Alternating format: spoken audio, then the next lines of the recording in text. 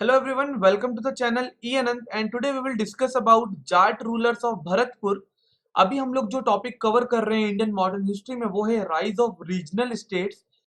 दोस्तों regional states में successor states भी हैं और कुछ इंडिपेंडेंट स्टेट्स भी हैं और इंडिपेंडेंट स्टेट्स में कुछ स्टेट्स जो हैं वो थी रेबल नेचर की, मतलब बागी था उनका नेचर, हर समय लड़ने को तैयार। उनमें से एक थे जाट रूलर्स। कहाँ पे ये रूल करते थे? जाट इनको बोलते हैं, ठीक है। ये रूल करते थे भरतपुर पे। आपको इस स्क्रीन पे जो मैप दिख रहा है, आप इस मैप में देखिए, राजपूत स्टेट्स तो एक इंडिपेंडेंट स्टेट की तरह आपको मैप में दिख रही है और साइड में आपको अवध दिख रहा है। अवध एक सक्सेसर स्टेट है, ठीक है। लेकिन इन दोनों के बीच में और दिल्ली के बीच में जाट वाला आपको एरिया दिख रहा है, तो यही है जाट स्टेट ऑफ भरतपुर। यहाँ पे जाट्स लोगों का पूरा एरिया था ये। और इसके जस्ट ऊपर आपको रोहिल्लास का एरिया भी दिख रहा होगा। तो ये रोहिल्लास के बारे में भी आज हम डिस्कस करेंगे, क्योंकि जो रोहिल्लास वाला जो आपको एरिया दिख रहा है, ये रोहिलखंड का जो एरिया है, ये भी एक इंडिपेंडेंट स्टेट थी और वो भी रेबल नेचर की, मतलब बागी प्रवृत्ति की एक इंडिपेंडेंट स्टेट थी। यहाँ तक कि जो राजपूत है वो इंडिपेंडेंट होने के साथ साथ रेबल नहीं थे, मतलब खासकर मुगलों को इतना परेशान नहीं किया करते थे, क्योंकि इनके बीच में शुरू से ही काफी रिलेशंस ये लोग मेंटेन कर रखते थे। लेकिन जाट्स और रोहिल्लास, इन दोनों को आज हम डिस्कस करेंगे। ये रेबल स्टेट थी। तो पहले पॉइंट में हमको यहाँ पे बताते हैं कि जो जाट लोग थे वो एग्रीकल्चरिस्ट थे, मतलब किसानी किया करते थे, खेती किया करते थे। और ये लोग हरियाणा, पंजाब और western parts of Ganga Doab के आसपास गांव वाले जो एरियाज होते थे वहां पे ये लोग रहा करते थे। लेकिन 17वीं शताब्दी में अगर हम लोग देखें तो जाट में जो जमींदार थे, इन्होंने पहली बार औरंगजेब, जब उस समय मुगल एम्पायर हुआ करते थे, तो इनके समय में औरंगजेब के खिलाफ विद्रोह शुरू कर दिया। कारण ये था कि औरंगजेब की जो पॉलिसीज हुआ करती थी, जो नीतियां हुआ करती थी, वो काफी ऑप्रेसिव हुआ करती थी। किसके खिलाफ? जो नॉन मुस्लिम्स थे। मतलब ये जो औरंगजेब था ये एक्चुअली में एक रिलीजियसली इनटॉलरेंट आदमी था। मतलब सिर्फ जो इस्लाम धर्म के लोग हैं उनको सपोर्ट करता था, बाकी लोगों को ये बिल्कुल सपोर्ट नहीं किया करता था। और इसी कारण जो जाट्स लोग थे, उसके जो जमींदार थे, वो इसके खिलाफ विद्रोह करने लगे। ऐसी काफी सारी इसकी पॉलिसीज थी जो जाट लोगों को पसंद भी नहीं आई, बट देवर अनसक्सेसफुल। लेकिन फिर से 17वीं शताब्दी के अंत का जब समय आ गया था, तो आगरा जो शहर है हमारा, आगरा के आसपास के जो जाट्स लोग थे, इन्होंने शुरुआत कर दी थी अपने आप को इंडिपेंडेंट करने की। किससे? मुगलों से। एंड फाइनली ये लोग सक्सेसफुल हो जाते हैं और स्टेट ऑफ भरतपुर, जो कि एक रिजल्ट था किसका? रिवॉल्ट्स का। बहुत सारे विद्रोह होने के बाद भरतपुर नाम का एक राज्य उभर कर सामने आता है, जिनको जाट्स लोग रूल करते हैं। तो यहाँ पे जैसा कि हमने देखा कि दिल्ली, आगरा और मथुरा के आसपास के जो जाट्स लोग थे, इनका बहुत बड़ा रोल था इंडिपेंडेंट स्टेट ऑफ भरतपुर को बनाने में, जो कि एक रेबल स्टेट साबित हुई आगे जाके।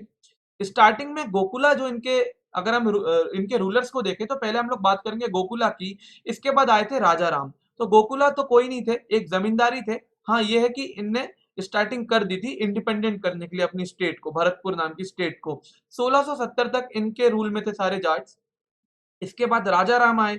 1670 से 1688 के बीच में इनका रूल वगैरह रहा, लेकिन इतने ज्यादा ये हम इनको ये नहीं बोल सकते कि ये बिल्कुल राजा ही बन गए थे जाटों के, ऐसा नहीं बोल सकते। हाँ, लेकिन इन्होंने जाटों पे लीडरशिप दिखाई अपनी। आगे देखते हैं।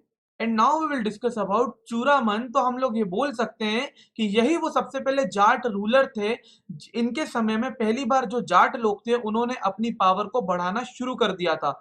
चूरामन जो थे 1695 में, बिल्कुल 18th सेंचुरी की स्टार्टिंग में ये आ जाते हैं, इनका रूल स्टार्ट हो जाता है और 1721 तक इनका रूल रहता है। तो काफी फेमस ये रूलर भी बनते हैं जाटों के। इनकी स्टोरी समझते हैं। इनका जो उदय हुआ था वो हुआ था बैटल ऑफ जजऊ से। तो ये बैटल ऑफ जजऊ हमारे एग्जाम पॉइंट ऑफ व्यू से काफी एक इंपॉर्टेंट बैटल भी है। इसको समझते हैं ये बैटल क्या था। तो यहाँ पे आप देख सकते हैं, the battle of Jajau was fought between the two Mughal princes. दो मुगल शहजादों के बीच में एक युद्ध हुआ था, जिसको बोला था बैटल ऑफ जजऊ। अब कौन थे ये दो मुगल प्रिंसेस? तो ये थे बहादुर शाह वन, जिनको हम मुअज्जम भी बोलते हैं, इनका एक और नाम है मुअज्जम, और मोहम्मद आजम शाह के बीच में 1707 में 20 जून को। क्योंकि 1707 में ही औरंगजेब की मृत्यु हो गई थी और ये दोनों ही औरंगजेब के बेटे थे।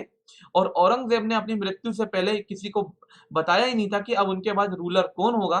है ना। तो इनके बीच में लड़ाई हुई जिसमें बहादुर शाह वन जीत जाते हैं और वो लेटर मुगल्स में पहले रूलर्स बनते हैं, बहादुर शाह वन, जो कि हमने लेटर मुगल्स वाले लेक्चर में पूरा डिस्कस कर लिया था। तो इस तरीके से बहादुर शाह मुगल एम्परर बनते हैं औरंगजेब के बाद, बहादुर शाह प्रथम मुगल एम्परर बनते हैं औरंगजेब के बाद। और बैटल ऑफ जजऊ जब हुआ था तो इसी के बाद से, क्योंकि जब लेटर मुगल्स की स्टार्टिंग हो जाती है तो मुगल एम्पायर पहले की तरह स्ट्रांग नहीं रह जाता है, ठीक है। और यहीं से राइज होता है किसका, चूरामन का, जाटों के सरदार, जाटों के रूलर चूरामन का।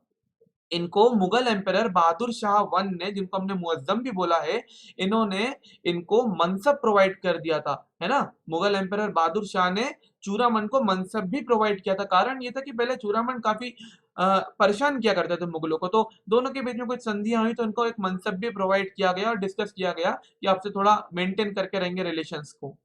आगे हमको यहाँ पे बताते हैं कि चूरामन ने बहादुर शाह प्रथम की बहुत मदद करी, किसके खिलाफ, सिखों के जो सरदार थे, सिखों के जो चीफ थे बंदा बहादुर। सिखों में जो 10वें गुरु थे, गुरु गोविंद सिंह की मृत्यु के बाद सिखों में कोई भी गुरु नहीं बनते हैं। उसके बाद जो सिखों की कमांड थी वो किसके हाथों में आ गई थी, बंदा बहादुर के हाथों में आ गई थी, जो कि हमारे जो 10वें गुरु थे, गुरु गोविंद सिंह जी थे, उनके एक सिविल सर्वेंट थे। तो बंदा बहादुर सिखों की तरफ से मुगलों से लड़ाई कर रहे थे, ठीक है, क्योंकि सिख भी क्या थी, एक रेबल स्टेट थी, जिसको भी हम लोग एक सेपरेट लेक्चर में डिस्कस करेंगे, सिखों को, और इसके साथ साथ मराठास को भी डिस्कस करेंगे। सिख और मराठास दोनों ही 18वीं सदी में रिबल नेचर की इंडिपेंडेंट स्टेट थी। तो काफी बड़ा लेक्चर बनेगा, तो उसको अभी अभी हम डिस्कस नहीं करेंगे, इसको सेपरेट लेक्चर में डिस्कस भी करेंगे। तो हम यहाँ पे ये देख रहे थे कि बहादुर शाह प्रथम को बंदा बहादुर, जो सिखों की तरफ से लड़ रहे थे, उनके साथ लड़ने में हेल्प करी थी चूरामन ने। मतलब Bahadur Shah plus Churaman versus chief, जो थे सिखों के चीफ बंदा बहादुर, है ना। और इसमें बंदा बहादुर हार भी जाते हैं। एंड मुगल एम्परर फारूक शियार जो थे, उन्होंने चूरामन को राव बहादुर का टाइटल भी दिया, तो याद रखना है हमको ये। फिर उसके बाद फिर से क्या होता है, चूरामन के जो संबंध थे मुगलों के खिलाफ वो काफी खराब होने लगते हैं, और मुगलों ने चूरामन को कंट्रोल करने के लिए, दबाने के लिए, इनकी उभरती ताकत को दबाने के लिए, जाटों की ताकत को, जो इनके उस समय के गवर्नर थे आगरा वाले सूबा के, उनका नाम था राजा जय सिंह सवई ऑफ अम्बेर, जो कि जयपुर के राजा भी थे, राजपूत थे। तो इनकी हेल्प से मुगलों ने क्या किया, चूरामन की जो पावर बढ़ती जा रही थी उसको कंट्रोल किया, उसको रोका। उसके बाद यहाँ पे अगर हम देखें, so the conflict between the ambitions of Mohkam Singh and Badan Singh became the cause of death of Churaman Singh. तो चूरामन की जो मृत्यु का कारण बनता है, वो किसके बीच में झगड़ा हो रहा था, मोहकम सिंह और बदन सिंह के बीच में। बदन सिंह चूरामन के भतीजे थे, मोहकम सिंह इनके बेटे थे। तो इनके बीच में काफी विवाद हो रहा था गद्दी संभालने के लिए कि चूरामन के बाद कौन जाटों का रूलर बनेगा। चूरामन इसी लड़ाई झगड़े में क्या हो गए, काफी फ्रस्ट्रेट हो गए, काफी परेशान हो गए, और फाइनली इन्होंने क्या कर लिया, जहर खा के आत्महत्या कर ली। तो इस तरीके से चूरामन का अंत होता है। आगे देखते हैं कि चूरामन के बाद कौन जाटों का रूलर बनता है। तो जैसा कि अभी हमने देखा था, बदन सिंह जो थे वो चूरामन के नेफ्यू थे, तो ये जीत जाते हैं, उस कॉन्फ्लिक्ट में इनकी जीत होती है, और बदन सिंह उसके बाद जाटों के दूसरे रूलर बनते हैं, और 1722 से 1756 तक ये रूल करते हैं। चूरामन के भतीजे थे, इन्होंने दीग का जल महल बनवाया, बहुत बढ़िया, आपको ये महल देखने को मिलेगा, इंटरनेट पे आप देख सकते हैं। कुम्हेर का फोर्ट और वैर फोर्ट भी इन्होंने ही बनवाया। और इनको आप ऐसा भी बोल सकते हैं कि जो जाट स्टेट थी भरतपुर की, उसकी जो रियल फाउंडर है, आप इनको भी बोल सकते हैं। काफी इनने जो जाटों की जो स्टेट थी भरतपुर, उसको काफी कंट्रोल किया, काफी प्रोटेक्ट कर कर रखा अपने शासन के समय में।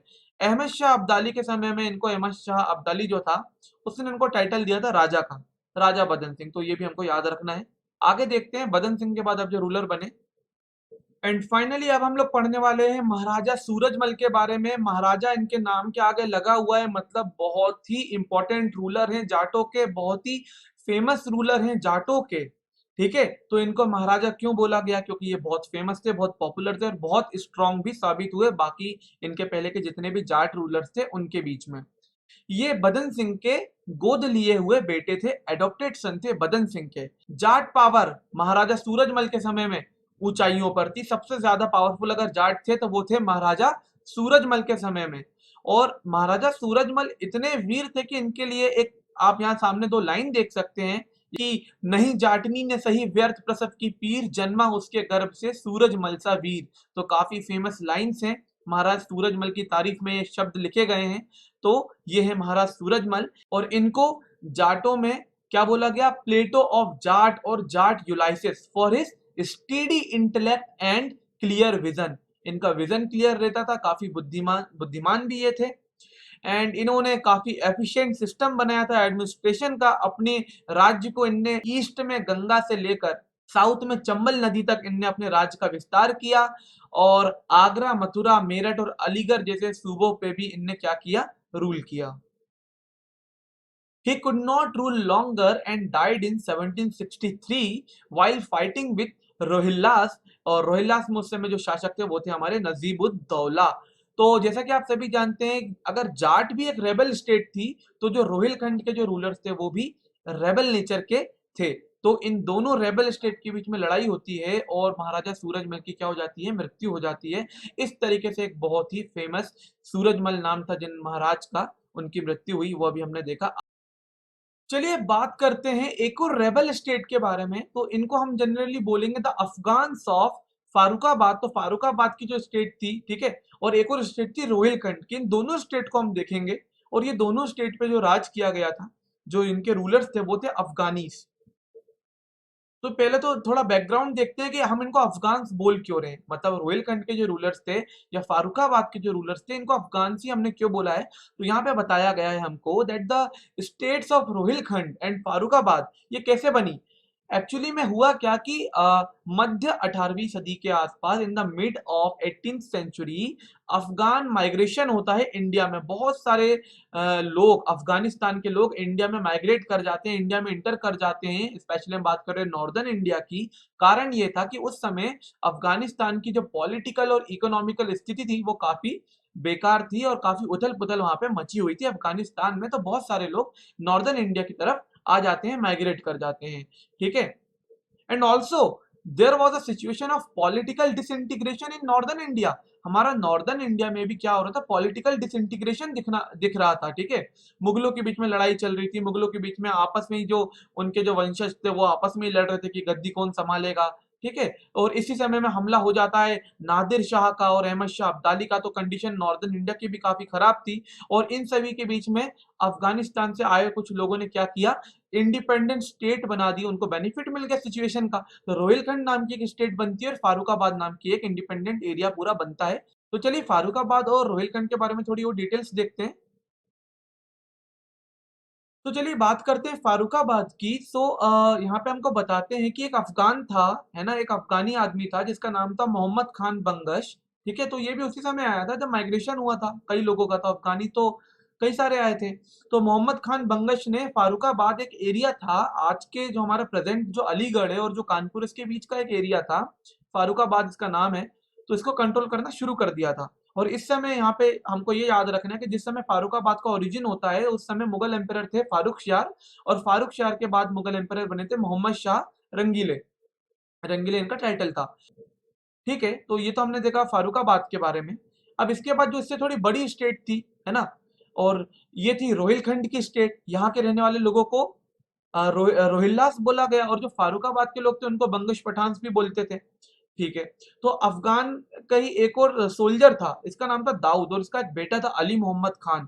इन दोनों ने मिलकर स्टेट ऑफ रोहिलखंड की स्थापना कर दी, ठीक है। पूरा इनके अंडर में आ गया रोहिलखंड वाला एरिया, काफी इनका वहां पे वर्चस्व हो गया। और इसकी लोकेशन अगर हम देखें रोहिलखंड की, तो वो हिमालयन फुटहिल्स की लोकेशन हमको बताई गई है यहाँ पे, है ना, north west of present state of UP, between Kumaon in north and Ganga in the south. तो ये इसकी लोकेशन थी। तो इतना इंपॉर्टेंट नहीं है, लेकिन हमें याद रखना है अफगानी लोगों का जब माइग्रेशन हुआ था mid mid of the 18th century में, ठीक है, और इंडिया की कंडीशन भी काफी बेकार थी। तो अफगान से ही आए कुछ लोगों ने फारुखाबाद में मोहम्मद खान बंगश के हेल्प से फारुखाबाद को इंडिपेंडेंट करके एक स्टेट की तरह रूल करना शुरू कर दिया गया। और रोहिलखंड का ओरिजिन जो होता है वो होता है दाऊद और उसके बेटे अली मोहम्मद खान के द्वारा, ठीक है। तो ये सभी अफगानिस थे। और अगर हम लोग देखें role of Rohillas and Bangash Pathans, तो बंगश पठान तो हमारे फारुखाबाद के जो लोग थे वहां पे उन लोगों को हमने बोला बंगश पठान, और रोहिल्लास रोहिलखंड के जो लोग थे, इन लोगों ने थर्ड बैटल ऑफ पानीपत में अहमद शाह अब्दाली को बहुत मदद पहुंचाई, उसके साथ लड़ाई करी। किसके खिलाफ? मराठास के खिलाफ। और फाइनली मराठास लोग क्या हो जाते हैं? हार जाते हैं battle of Panipat, third battle of Panipat. और यहाँ पे हमको ये भी ध्यान रखना होगा कि अगर मराठास की हेल्प कर दी जाती राजपूत, जाट्स और सिखों के द्वारा, तो शायद मराठा जीत चुके होते, या शायद जीत क्या, मराठा जीत जाते और इंडिया का आज हिस्ट्री जो आज हम पढ़ते हैं, शायद वो हिस्ट्री इंडिया की आपको अलग देखने को मिलती है अगर मराठा जीत जाते। क्योंकि मराठा शुरू से ही चाहते थे कि वो इंतजार में बैठे थे कि कब पूरा मुगल एम्पायर टूट के बिखर जाए और फाइनली पूरे इंडिया पे मराठास का रूल होने लगे। लेकिन अहमद शाह अब्दाली बीच में आ गया अफगानिस्तान से और हमला किया, थर्ड बैटल ऑफ पानीपत किया। मराठास को किसी ने साथ नहीं दिया, ना राजपूतों ने, ना जाट ने, ना सिखों ने, और मराठास हार गए। रोहिल्लास और बंगश पठान का साथ मिल गया था अहमद शाह अब्दाली को। तो ये था रोल जो हमने देखा। तो इस तरीके से हमने दो स्टेट्स अभी कवर करी। एक हमने स्टार्टिंग में जो पढ़ा वो थे Jat rulers of Bharatpur, and दूसरा हमने दो और स्टेट देखी, एक फारूकाबाद और एक हमने देखा रोहिलखंड। तो आज के लेक्चर में इतना ही। मिलते हैं अगले लेक्चर में एक अगले टॉपिक के साथ। तब तक के लिए टेक केयर।